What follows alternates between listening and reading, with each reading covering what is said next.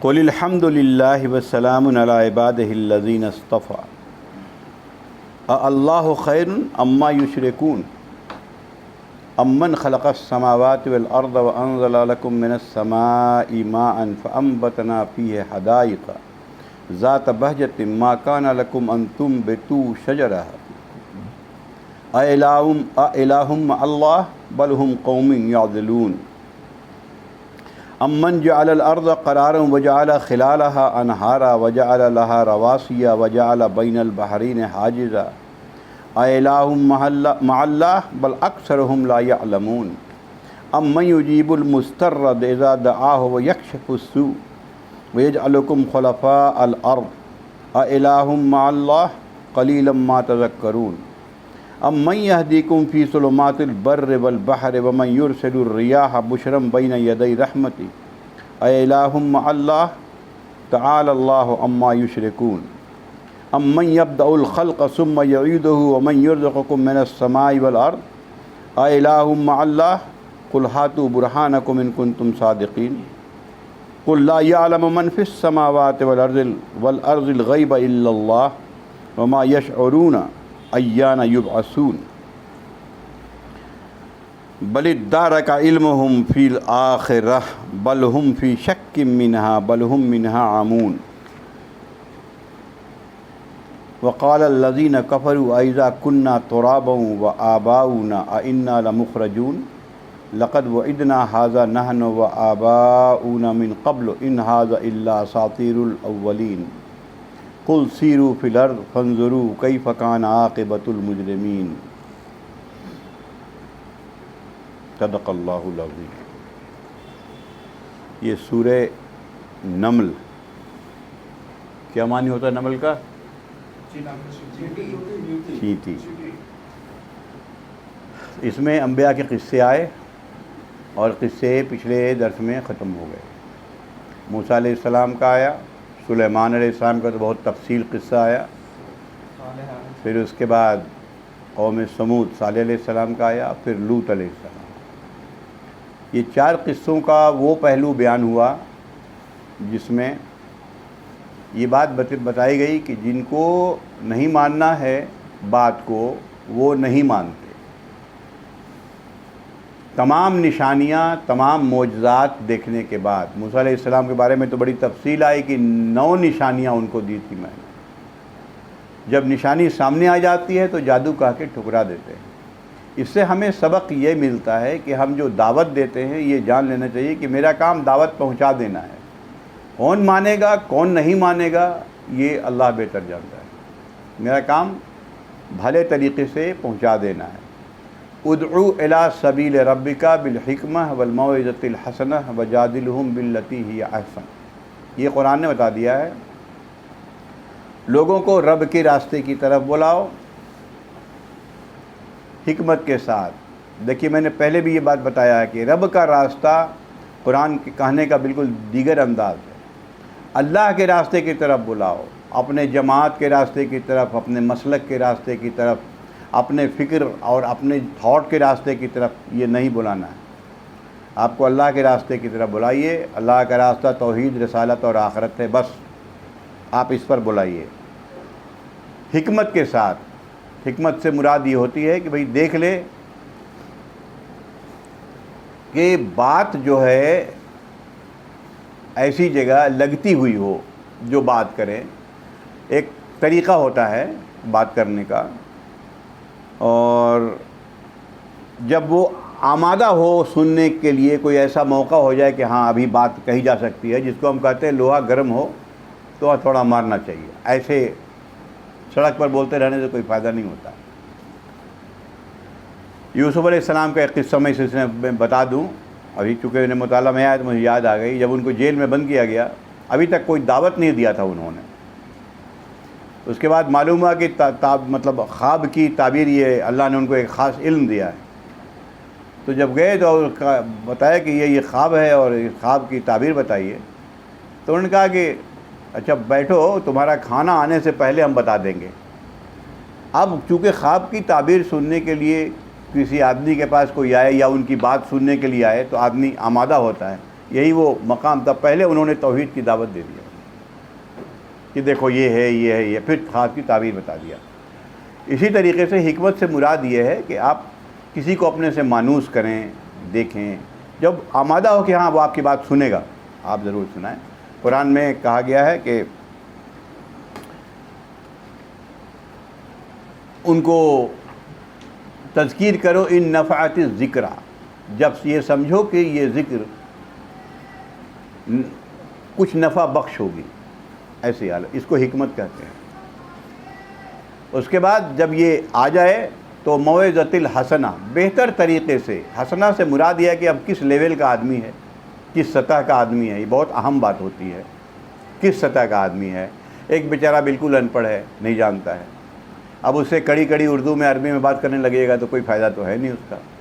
آپ کچھ ایسے انداز سے سمجھائیے جو اس کے ذہن میں بات اتر جائے اور بہتر طریقے سے. اور تیسری بات ہے جادلہم باللتی ہی احسن. اور وہ ذرا انٹلیکچوئل کلاس کا آدمی ہے، آپ سے آرگو کرنے والا ہے، تو آپ بھی آرگیومنٹ کے لیے تیار رہیے، ان سے آرگیو کیجیے. یہ اسلام نے طریقے بتائے ہیں. لیکن سب میں بتائے فذکر ان نفعت الذکرہ، جب اسی وقت کرو نصیحت جب نصیحت سمجھو کہ نفع بخش ہوگی. ابھی دیکھیے اس میں اتنی باتیں بتائیں، نبی نے نصیحت کیا، یہ دے دو، نشانیاں لاؤ، فلاں لاؤ، چلا لاؤ، نہیں مانیں گے تو اس میں وقت برباد کرنے کی ضرورت نہیں ہے. قرآن میں ہے، سورہ بقرہ میں ہی اللہ نے نبی کریم صلی اللہ علیہ وسلم کو روکے سواء علیہم اانذرتہم ام لم تنذرہم لا یؤمنون. اے نبی یہ آپ کے لیے برابر ہے، آپ ان کو ڈرائیے، وارن کیجئے یا نہ کیجئے، یہ نہیں مان لائیں گے، ان کو چھوڑ دیجئے، وقت برباد نہ کیجئے. بتا دیا اللہ نے. اس کے بعد آج جو تلاوت کیا ہے اس میں اللہ تعالیٰ نے پھر سمجھانے کے لیے، دیکھیے بات کو کیسے ذہن میں ڈالا جاتا ہے. جو موعظۃ الحسنہ ہم نے اسی لیے کہا، اس لیے کہ کیسے موعظت کیا ہے، لوگوں کے ذہن میں بات کیسے ڈالی جا رہی ہے. اور ایک بات بار بار ریپیٹ ہو رہی ہے کہ اِلٰہٌ مع اللہ. آپ نے سنا ہوگا کہ اللہ کے ساتھ اور بھی کوئی معبود ہے، یہ بار بار ریپیٹ ہو رہی بات. پہلے تو بات شروع کرنے کا ایک طریقہ جو ہمارے یہاں اسلام میں بتایا گیا، کوئی بھی تقریر ہو، کوئی بات ہو تو اللہ کی حمد اور نبی کریم صلی اللہ علیہ وسلم پر درود، کوئی تقریر کر رہے ہوں تو ضرور بھیجنا چاہیے. اب جیسے کہا کہ قل، کہیے الحمدللہ، ساری تعریف اللہ کے لیے، وسلام علی عبادہ الذین اصطفیٰ، اور سلام ہو اللہ کے ان بندوں پر جس کو اللہ نے چن لیا، یعنی تمام انبیاء پر. یہ کہہ کے بات شروع ہو رہی ہے. ہمارے یہاں بھی یہ عام طور پر پڑھتے ہیں لوگ جب تقریر وغیرہ کرتے ہیں، اور پڑھنا چاہیے، یا دوسرے اور بھی الفاظ حدیث میں آئے ہیں وہ بھی پڑھتے ہیں لوگ. اب یہاں سے بات شروع ہوتی ہے اللہ خیر اما یشرکون. کیا ایک اللہ بہتر ہے یا بہت سارے اللہ جو تم شریک کرتے ہو، یا جو وہ لوگ شریک کرتے ہیں؟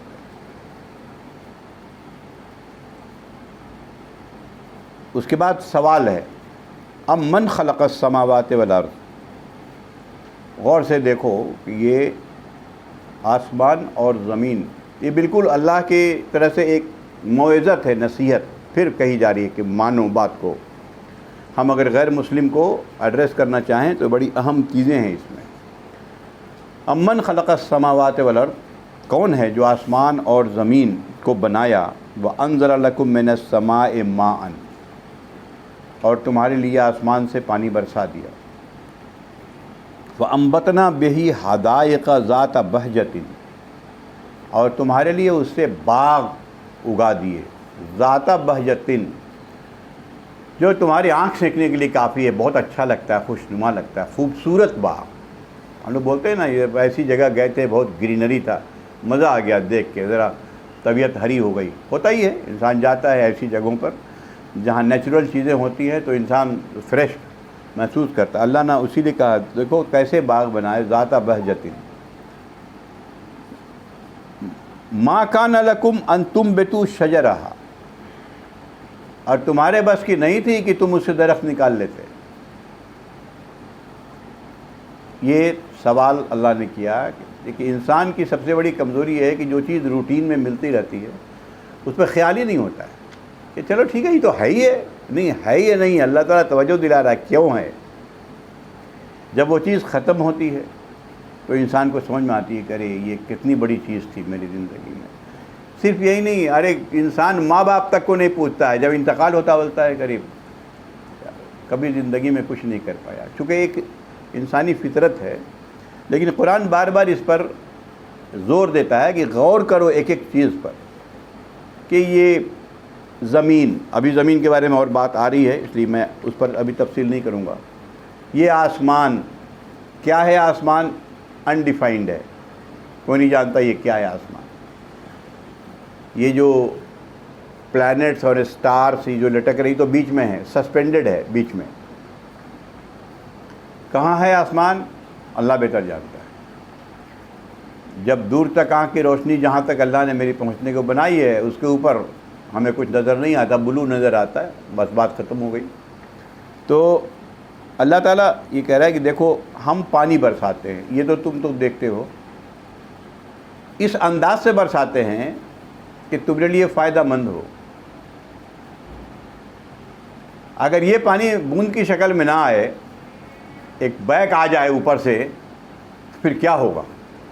اللہ تعالیٰ کا ذرا غور سے دیکھو، یہی پانی وقت پر برساتے ہیں۔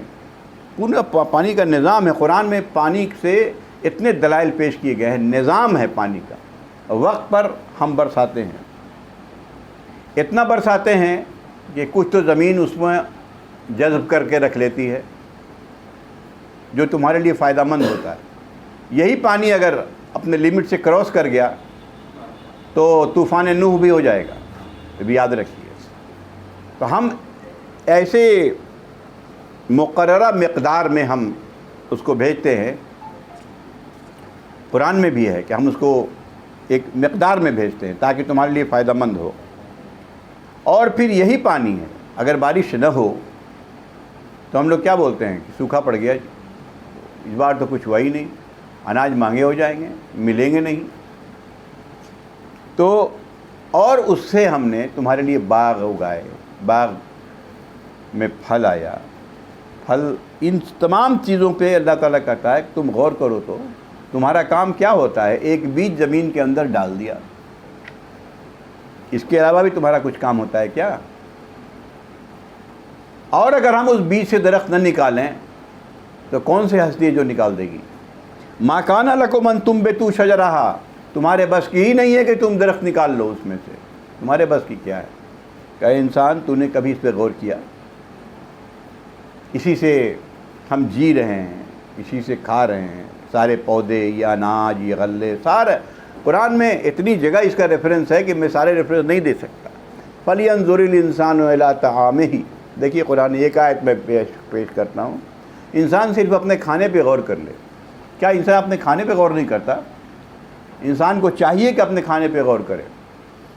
اَنَّا صَبَبْنَا الْمَاءَ صَبًّا، ہم نے آسمان سے خوب پانی برسایا۔ ثُمَّ شَقَقْنَا الْأَرْضَ شَقًّا، پھر زمین کو ہم نے پھاڑا۔ فَأَنبَتْنَا فِيهَا حَبًّا وَعِنَبًا وَقَضْبًا وَزَيْتُونًا وَنَخْلًا وَحَدَائِقَ غُلْبًا وَفَاكِهَةً وَأَبًّا مَتَاعًا لَكُمْ وَلِأَنْعَامِكُمْ، اور اس سے پھر ہم نے یہ اناج اور یہ دانے اور یہ انگور اور یہ پھل اور یہ گھنے باغ، اور وہ بھی غور کیجئے، متاعًا لکم ولانعامکم، تمہارے لیے اور تمہارے جانوروں کے لیے۔ ہم نے گیہوں پیدا کر دیا، گیہوں نکال لیا تم نے، باقی جو چھلکے ہیں وہ جانور کے لیے ہم نے پیدا کیا ہے۔ تم نے کبھی غور کیا؟ قرآن کہتا ہے کہ ہاتھ پہ لے لو، ایک سیب رکھ لو، گیہوں رکھ لو، اور سوچو یہ کہاں سے آ گیا۔ ریسرچز جتنے ہو رہے ہیں یہ سب بتا رہے ہیں کہ اس میں ایسی ایسی چیزیں ہیں جو ہر چیز انسان کے جسم کے لیے فائدہ مند ہے۔ قرآن نے کہا کہ اے انسان تم غور تو کرو، ارے کوئی تو ہے جو پرووائڈ کر رہا ہے۔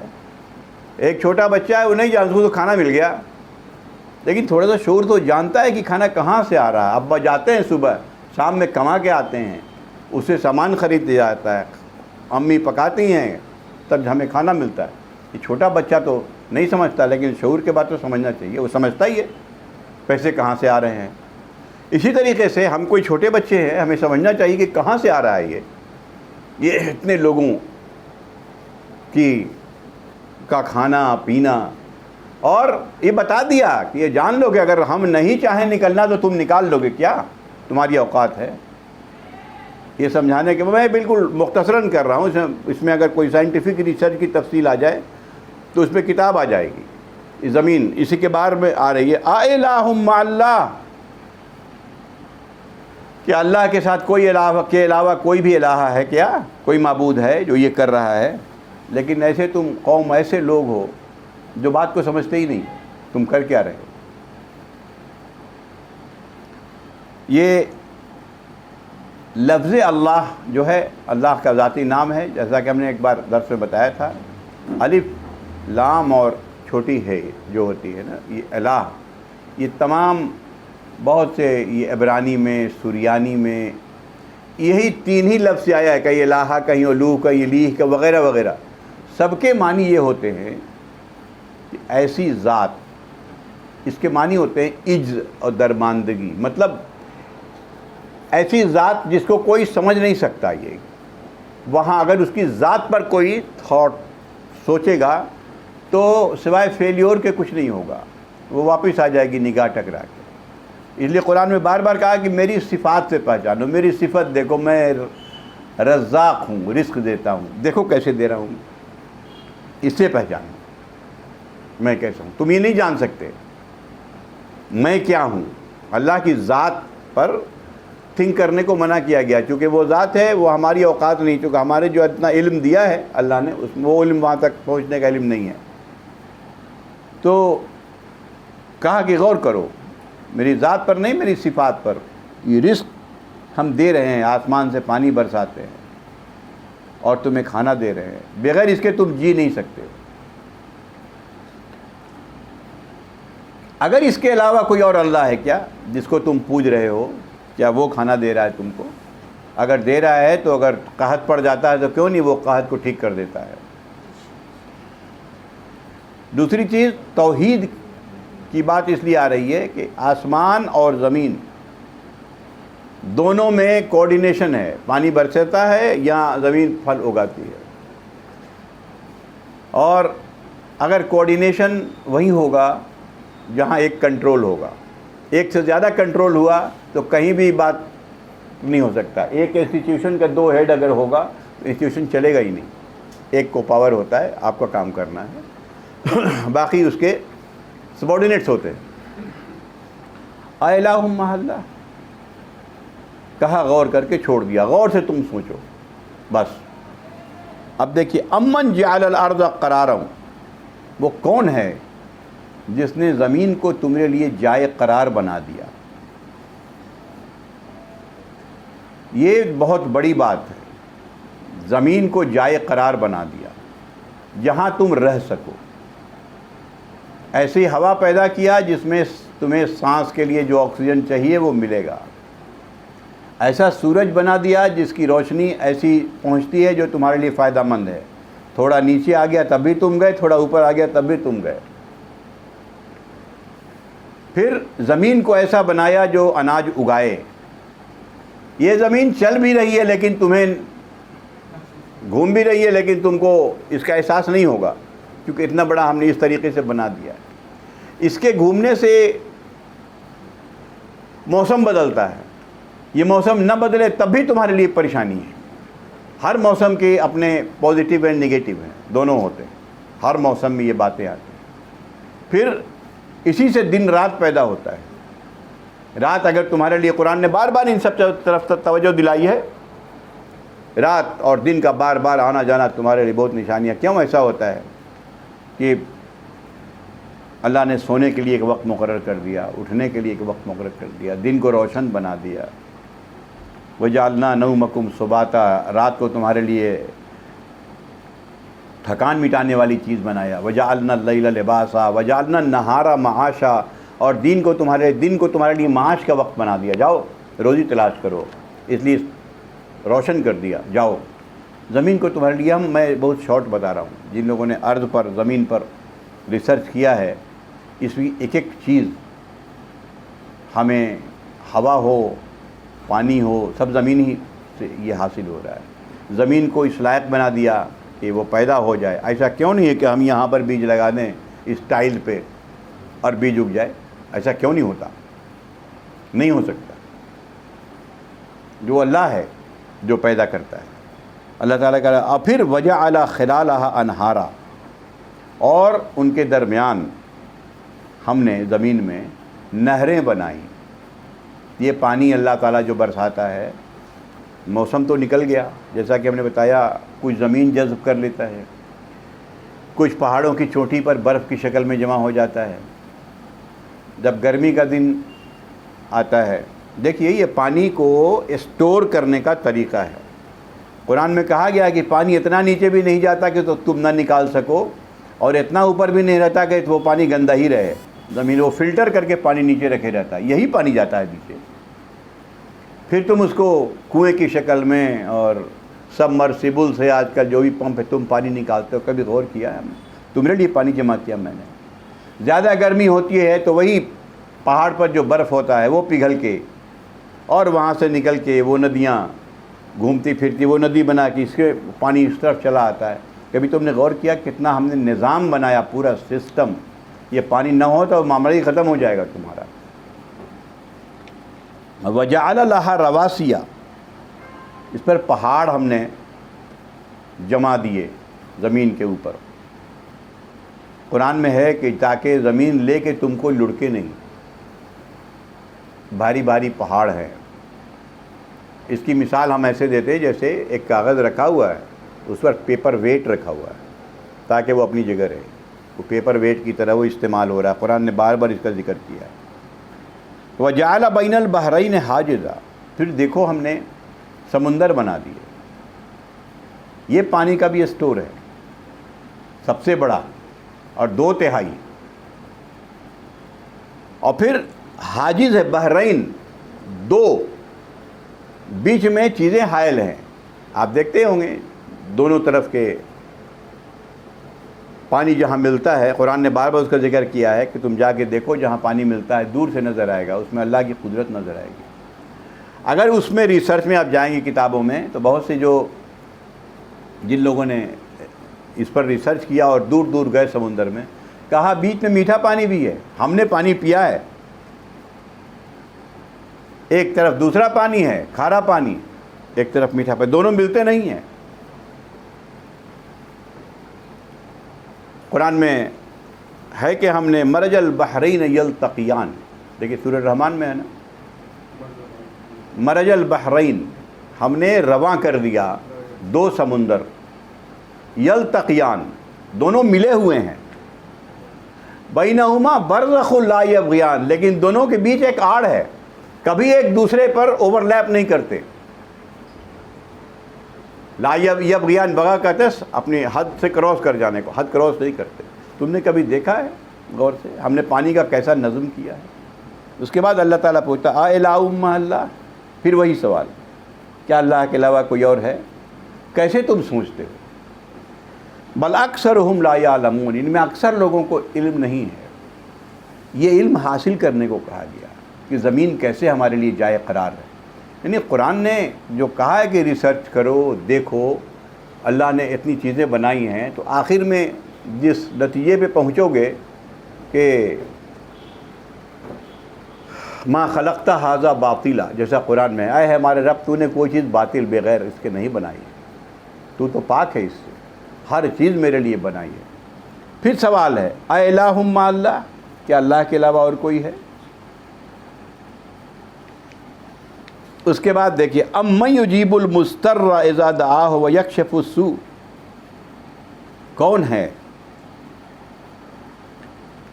جو تمہاری تکلیف میں، تمہاری پریشانیوں میں تمہاری دعائیں سنتا ہے اور تمہاری پریشانیوں کو دور کرتا ہے؟ وہ کون ہے؟ انسان کو سوچنا چاہیے کہ جو بیماری ہے، عام طور پر اس کو لوگ سوچتے ہیں پڑھنے کے بعد کہ کہاں ہوتا ہے، ہم تو دعا کیا ہمیں تو ٹھیک ہی نہیں ہوا۔ یہ کوئی معجزہ نہیں ہے، اللہ نے ہر چیز کا ایک سبب بنایا ہے. ہمیں کہا کہ جاؤ اللہ سے دعا بھی کرو. ہم نے دوائیں پیدا کی ہیں، دوائیں لو. نبی کریم صلی اللہ علیہ وسلم نے کہا کہ لکل داء دواء، ہر بیماری کی دوا ہے، جاؤ لو. تو آخر یہ دوا کس نے پیدا کیا ہے؟ پھر انسان جو ریسرچ کرتا ہے، آج کل تو میڈیکل سائنس اتنا بڑھ گیا کہ سارا چیز ہی چینج ہو رہا، ہارٹ بھی چینج کر دے رہا، فلاں بھی چینج کر. آخر یہ علم کس نے دیا تمہیں؟ کون ہے؟ ہم پریشان ہو جاتے ہیں، ڈاکٹر کے یہاں جاتے ہیں، دوا دیتا ہے، اللہ سے دعا بھی کرتے ہیں. حدیث میں آتا ہے کہ اگر تمہاری زندگی ہے تو اللہ ٹھیک کر دے گا، تمہاری زندگی نہیں ہے اگر ہے تو معاملات پھر وہ دوا نہیں لگے گی، وہی دوا ہے، نہیں لگے گی. یہ کون سی بات ہو گئی؟ اگر واقعی دوا بیماری ٹھیک کرتی ہے تب تو اس کو بھی ٹھیک کرنا چاہیے، مرنے نہیں دینا چاہیے. نہیں، ایسا نہیں ہے. اللہ نے اس کے اندر وہ اثر رکھا ہے، لیکن جب اس کو جانا ہے پھر وہ اثر ہی ختم ہو جائے گا، نہیں لگے. اس کو اللہ تعالیٰ کہہ رہا ہے کون ہے جو دور کرتا ہے مصیبت کو. بہت سی پریشانیاں آتی ہیں اور اتنے آہستے سے ختم ہوتی ہے کہ انسان محسوس نہیں کرتا کہ اللہ کر رہا ہے. سوچتا ہے کہ ہم تو دوا کیا تو ٹھیک ہوا. ارے دوا کیا تو ٹھیک ہوا. یہ دوا وہاں جانا، وہاں ملنا، وہاں دوا کرنا، کمپنی بنانا، ریسرچ کرنا، کون بیماری کے لیے کون سی دوا ہے، اتنے سارے سرجنز کو پیدا کرنا، یہ کون ہے؟ کس نے علم دیا تمہیں؟ اللہ نے دیا؟ اللہ نے دیا؟ یہ کس نے علم دیا؟ اللہ تعالیٰ کہہ رہا ہے کہ ذرا غور کرو. اس کا مطلب یہ نہیں سمجھتے، عام طور پر سمجھ رہے کہ بھائی ہم تو بیمار پڑ گئے، ہم نے دعا کیا، میرا بخار نہیں اترا. یہ نہیں، اللہ تعالیٰ کہتا ہے کہ تم کرو. ہم اسباب کے تحت کریں گے، کوئی معجزہ نہیں. معجزہ نبی کے ساتھ ہوتا ہے، ہمارے ساتھ معجزہ نہیں ہوگا، اسباب کے تحت ہی کام ہوگا. تو کون ہے جو تمہاری پریشانی میں تمہاری دعا کو سنتا ہے اور تمہاری پریشانیوں کو دور کرتا ہے؟ وَيَجْعَلُكُمْ خُلَفَاءَ الْأَرْضِ، اور زمین میں تم کو اس نے خلیفہ بنایا. یہ خلیفہ بہت سے معنی میں استعمال کیا مفسرین نے. خلیفہ کہتے ہیں بعد میں آنے والے کو. تو آپ غور کیجئے کہ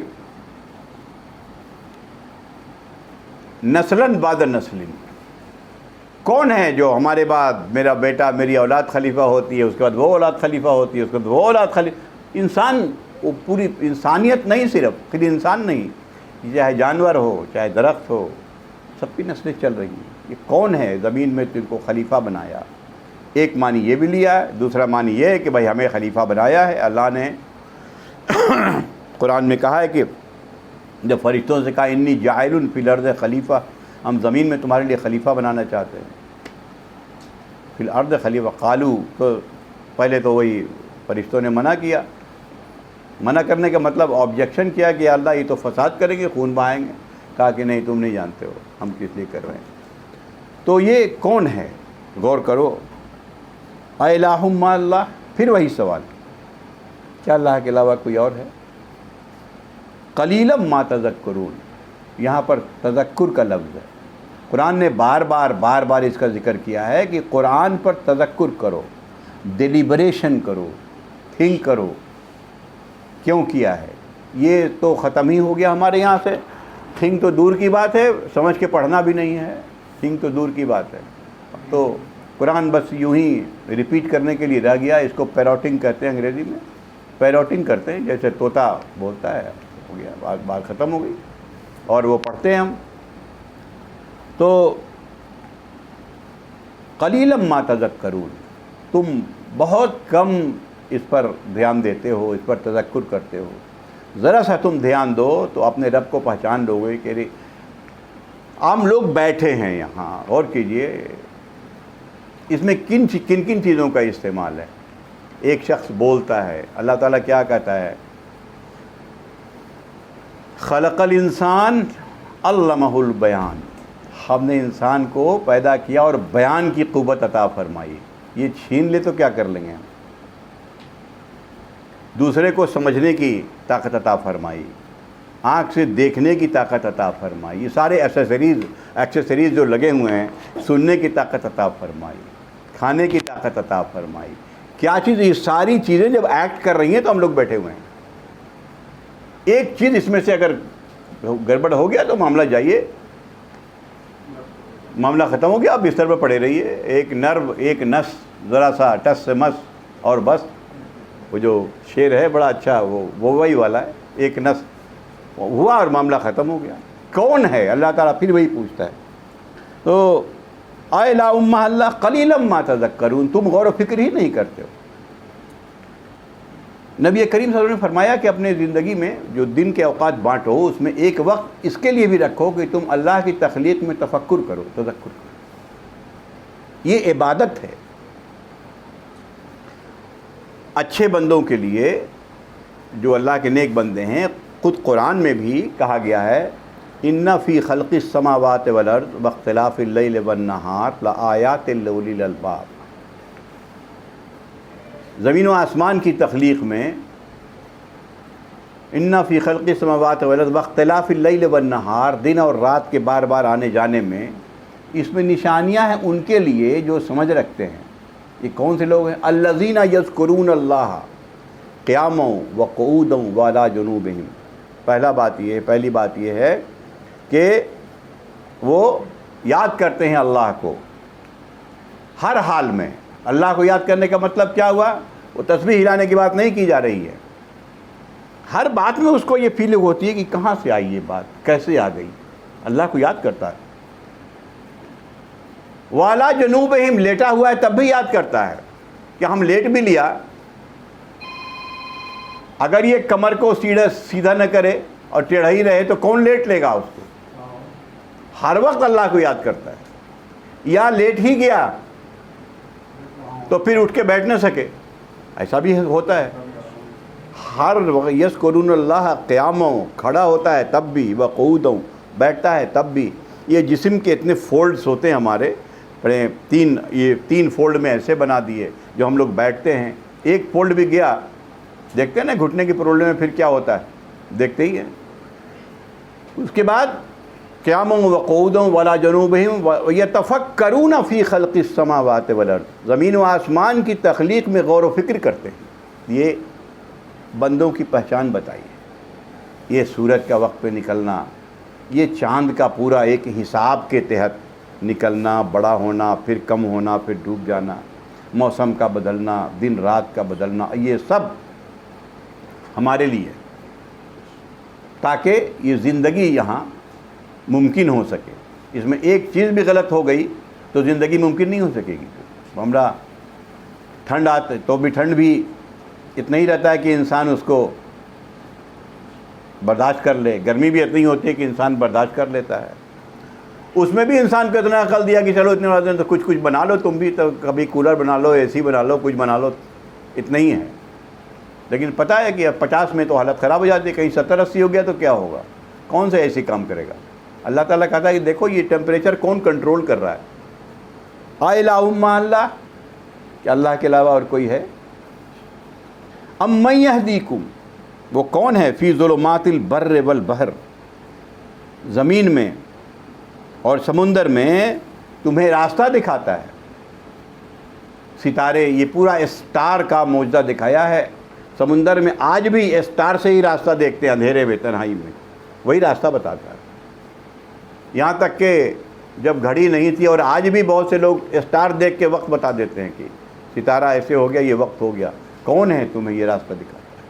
کروڑوں ستارے ہیں. انسان کو اللہ نے کیا علم دیا ہے، کیسا کیسا علم دیا ہے، جاؤ دیکھو، دیکھ لو، کر لو. وَيُرْسِلُ الرِّيَاحَ بُشْرًا بَيْنَ يَدَيْ رَحْمَتِهِ، اور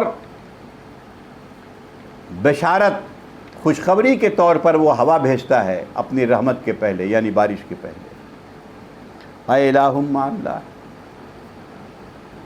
یہ ہوا قوم عاد پر بھی آئی. آپ کو پتہ ہے کہ جب ان پر عذاب آنے والا تھا تو ہوا چلی اور بادل آئے اور دوڑ کے سب آ گئے کہ واہ اب تو بارش ہوگی، اب مزہ آئے گا.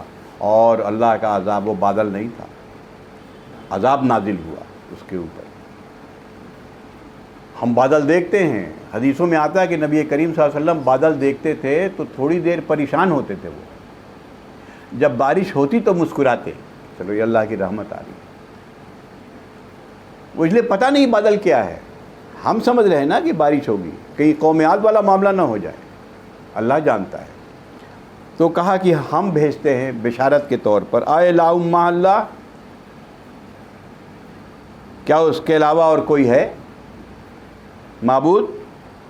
تعالی اللہ عما یشرکون، اللہ اس سے بہت بلند ہے کہ کسی کو اس کے ساتھ شریک کرے۔ کون ہے جو ان تمام معاملے میں کسی بھی طریقے سے انٹرفیرنس کر سکتا ہے؟ امن یبدأ الخلق ثم یعیدہ، کون ہے جس نے خلق کی ابتدا کیا؟ آج تک یہ ہمارے پاس ایک معمہ ہے، یہ زندگی کہاں سے آئی ابھی تک نہ سائنس ریسرچ کر پایا، کہاں سے آئی۔ قرآن میں کہا کہ بھائی سڑی ہوئی مٹی سے تم کو پیدا کر دیا، پانی سے تم کو پیدا کر دیا، کیسے؟ اس نے سڑا کے بھی دیکھ لیا اور سب کچھ کر کے دیکھ لیا، ہم نے پیدا کیا۔ یہ زندگی آئی کہاں سے نہیں جانتا ہے، زندگی جاتی کہاں ہے یہ بھی نہیں جانتا ہے۔ ڈاکٹر کہتا ہے کہ ہاں جی ٹھیک ہے، آدمی تو ٹھیک ہے جی، اس کا تو ہارٹ بھی کام کر رہا ہے، لیور بھی کام کر رہا ہے، بلڈ سرکولیشن بھی صحیح ہے، مر گیا۔ مر گیا کیا مطلب ہوتا ہے بھائی؟ کیا مر گیا؟ آپ ہی سب کچھ ہے تو بتا دیجئے، مر گیا کیا مطلب ہوتا ہے؟ نہیں، اللہ نے کہہ دیا کہ اسی بیچ تم رہو گے، نہ اس کی ابتدا تمہیں پتہ ہے نہ اس کی انتہا تمہیں پتہ ہے، یہ تو اللہ کا رسول ہی بتاتا ہے، اللہ تعالیٰ اپنے رسول کے ذریعہ بتائے گا بس۔ یہ تمہارے تو کون ہے جو خلق کی ابتدا کرتا ہے؟ ثم یعیدہ، اور پھر دوبارہ پیدا کر دے گا۔